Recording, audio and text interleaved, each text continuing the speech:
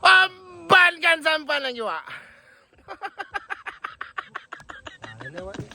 Jadi, Wak, cerita hari ni kan satu hari nak raya. Dapat cataran aku, Wak.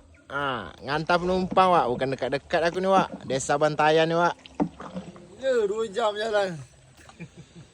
Lah ada, Wak, abang ni nunggu. Kandas. Sampai patah kemudi, Wak, bantai di kawan kami. Putus 2. Ni, Wak, sarat barang kami, Wak. Tapi kawan dapat hadiah ini, Wak.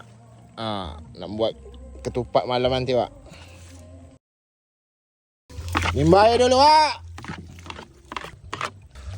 Okey, Wak, kita lanjut balik lagi, Wak. Ambankan Robin lagi. Tempo dulu, Wak. Mati ni, Wak. Pintasan buntu nama ni, Wak. Gawat, Wak, gawat. Kipas patah, Wak. Hilang satu cabang. Tinggal satu lagi, Wak. Mati gitu, Wak. Pelan-pelan itulah lagi, Wak, kita jalan. Pakailah, Wak. Selo-selo aja. Cukup genap, Wak. Minyak habis. Kipas patah. Nasib baik ada buat berkat ilahi ni, Wak. Minta aja, Wak, kata dia, Wak. Paket berkat ilahi ni memang baik emang, Wak, kata, Wak.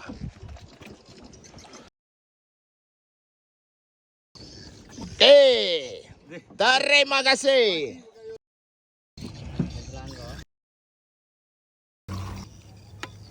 Hancur-hancur kita, Wak.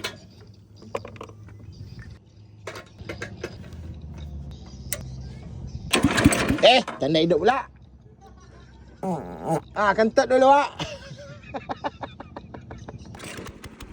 Kampung Bengkinang, Wak. Bengkinang Kelando.